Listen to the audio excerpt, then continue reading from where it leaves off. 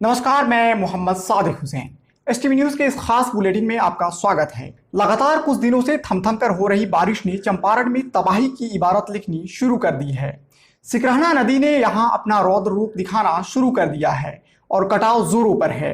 पिछले कई दिनों से लगातार हम आपको पदाधिकारियों, नेताओं, स्थानीय जनप्रतिनिधियों और अपने आप को कथाकथित समाजसेवी कहने वाले उन महानुभावों की कटाव क्षेत्रों में दौरा, शिलान्यास, बांध निर्माण पर लंबी चौड़ी लुभावन बातों को दिखाता आया हूं।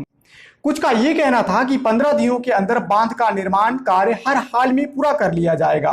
विधायक जी, आज आपने शिलान्यास किया है, क्या लग रहा है कि इस मरम्मती को कितने दिन में पूरा कर लिया जाएगा? मेरा है राय कि 15 दिन में हम लोग इसको रात दिन हम लोग पूरा कर। तो कुछ ऐसे भी माननीय थे जिन्होंने बांध निर्माण को लेकर सूचनाओं का नहीं मिलना बताया। आपके हिसाब से क्या कोऑर्डिनेशन में कमी है कोई? अब मैं इस पर टिप्पणी नहीं करूंगा क्योंकि मामला ये बिहार सरकार का है। मैं विधायक तो नहीं हूँ, लेकिन मेरी पार्टी बिहार सरकार का अंग है।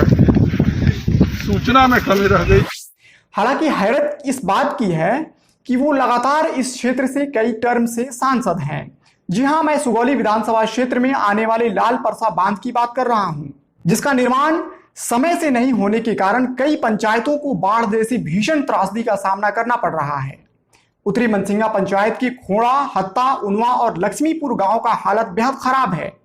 स्थिति यह है कि अब इन गांवों का एक दूसरे से संपर्क टूटा ही है। प्रखंड मुख्यालय और जिला मुख्यालय से भी पूरी तरह से संपर्क टूट चुका है। उत्तरी छपरा बहास के भवानीपुर गांव की स्थिति भी काफी भयावह है। सिकरहना नदी के किनारे बसे इस पंचायत की हालत कटाव की वजह से काफी खराब हो गई है। सुगौली के साथ साथ बंजरिया की भी स्थिति बेहद खराब है। पूर्वी चंपारण जिला मुख्यालय से सटा तिरवाह क्षेत्र के दर्जन भर से अधिक गांव बाढ़ से प्रभावित हुए हैं। हालांकि सूत्रों की माने तो इन क्षेत्रों में पानी बढ़ने का सिलसिला अब भी जारी है। कई लोगों के घरों में बाढ़ का पानी घुस गया है। जटवा, जनेरवा, मोहम्मदपुर, फुलवार, दक्षिणी, पचरुखा, पूर्वी, सिसवा, असगरी सहित दर्जनों गांवों का संपर्क जिला मुख्यालय से टूटने के कगार पर है। कई जगहों पर सड़कों पर पानी का बहाव इतनी तेज है कि पार पाना भी जोखिम भरा हो गया है। कई जगहों पर लोग नाव का सहारा लेने को मजबूर हैं। इस तरह से एक तरह से कहें तो आवागमन पूरी तरह से बाधित हो गया है।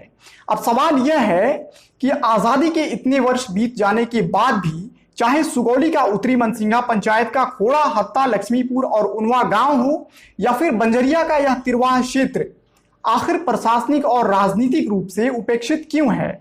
क्यों आखिर राजनेताओं और हाकिमों द्वारा इन क्षेत्रों की स्थिति खराब होने पर ही सहानुभूति भरी नजरों से देखा जाता है और फिर हालात जस के तस हो जाती है? आज बाढ़ का दंश झेल रहे इन ग्रामीणों की स्थिति तो देखिए। अगर किसी की तबीयत खराब हो जाए तो ये लोग दवा और इलाज के अभाव में गांव में ही दम तोड़ देते हैं।